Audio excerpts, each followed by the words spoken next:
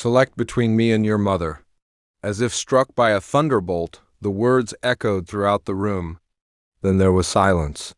Ryan's response, however, was not irate. It was quiet, and everyone fell silent. Families are complex. Love is even more difficult. However, when the two do collide, the resulting fallout may be as jarring as an earthquake. He thought that love would be sufficient, and that the rest of the world would follow once hearts began to beat in time. However, that is rarely how life operates. Their story was based on love and hope from the very beginning. Two people finding each other in a world that seemed too busy to care. Their laughter filled the quiet nights, and their plans for the future were like stars in the sky. To him, she was more than just a partner. She was the dream he thought he would never catch. But when reality comes in, dreams can fall apart. His family wasn't sure. Little things said at dinner, small signs of disapproval, and long silences when things were supposed to be warm. She felt it all. Every look, every pause, and every word that wasn't said. There is a limit to how patient you can be. That night at a table where love and loyalty were supposed to be, she couldn't keep it in any longer. Her voice broke, showing years of anger, pain, and fear. Pick your mother or me. The room stopped. Forks stopped halfway to mouths and glasses shook in hands. Their eyes moved back and forth. This wasn't a film. This was real. And the man at the center of it all knew that what he said would stay with him for the rest of his life. Not just for her, not only for his family, but for him. The start of the evening was an uneasy calm. The family dinner was supposed to help ease months of stress, but it felt like walking on thin ice. Every smile was fake and every word was planned. He saw it right away when they sat down. His mother avoided eye contact and leaned back as if distance could keep her from feeling bad. He tried to keep the conversation going by asking about work and little things, desperate to make a connection. But he could feel the cold in the air every time she spoke. His partner sat next to him with stiff shoulders and fingers, tracing the rim of her glass as if to keep herself steady. It worked for a time. Small talk, tense laughter, acting as though nothing was wrong. That is, until his mother posed the straightforward query, "So, what are your intentions?" It was too quiet.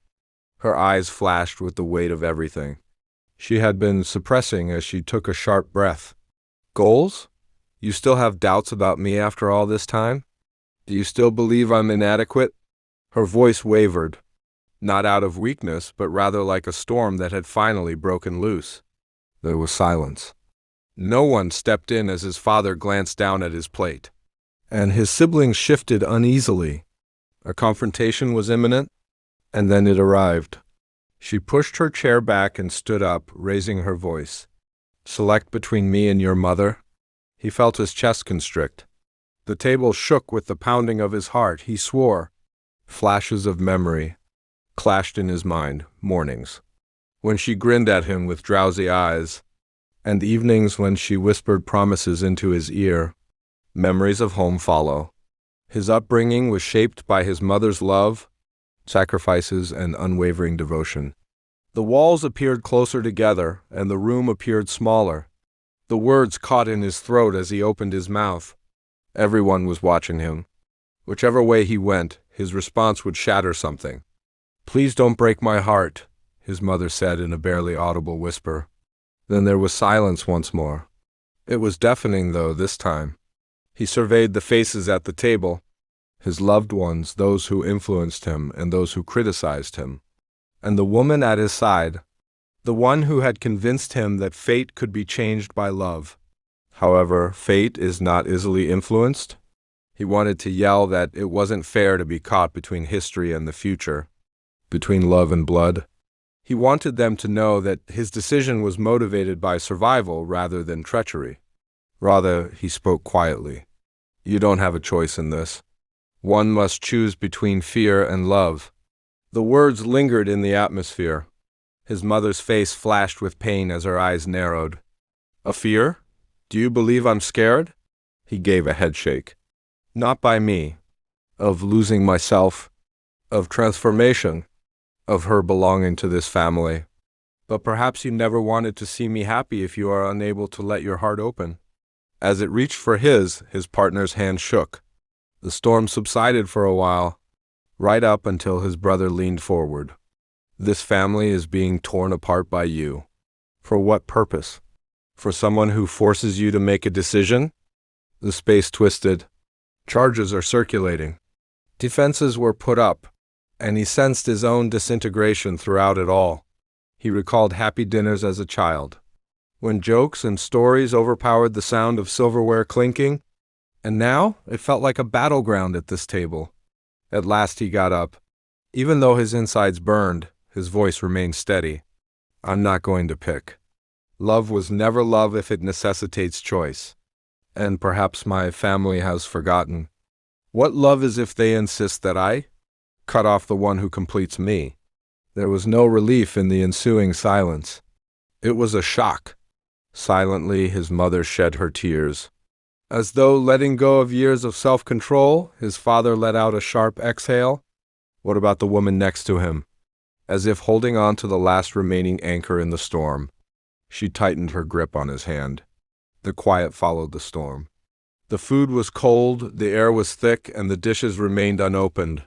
His eyes were calm, but his chest was heaving as he stood at the head of the table. He was more than just a son for the first time. He was more than just a romantic partner. He was a man who recognized the price of silence and made the decision to speak up. He looked at his mom. You instilled in me a strong sense of morality. To defend truth and love. I betray everything you taught me if I betray that now. Her mouth quivered. She wanted to argue, but she was silent. He looked at his companion. Hope flickered through fear in her glistening eyes. He suddenly realized that his response wasn't just for her. He had done it to become the man he desired to be. The room's silence was no longer one of shock. It was acknowledgement, real, messy, and painful. Then he left, not out of rage, not in defeat, however, in reality. The most difficult conflicts aren't always resolved in courtrooms or during wars. People who love each other but don't know how to express it fight over it at dinner tables. There is more to this story than having to choose between love and family. It's about having the guts to declare, I will not be torn apart. I refuse to put love to the test. My future will not be dictated by fear. Consider it. How many of us have been in circumstances where we felt like our hearts were being pulled in different directions? Where, rather than offering us support, the people we cared about most demanded evidence of our loyalty? Perhaps this is the reason this story has such a profound impact. Because although we may not have used the exact words, we have all experienced that moment. The strain, the guilt, the worry that no matter what we decide, we will let someone down. The reality is that genuine love, whether it comes from a family or a partner, does not require demands. You are not asked to make a decision. You are not compelled to give up a part of your heart in order to preserve another. You can relate if you have ever been at a crossroads and experienced the agony of having to make a decision. I also want you to keep in mind that you are not alone if you are currently listening to this story. I would be delighted to hear from you. Have you encountered a similar situation before, where love and family clashed in ways that seemed unresolvable? Leave a comment with your experience. Please like this video, share it with someone in need, and subscribe for more stories that serve as a reminder of our common humanity. If this story touched you, made you feel seen, understood, or just less alone. Because these stories are more than just words in the end. They serve as mirrors of the struggles we wage in silence. And sometimes it makes all the difference to know that someone else has been there before.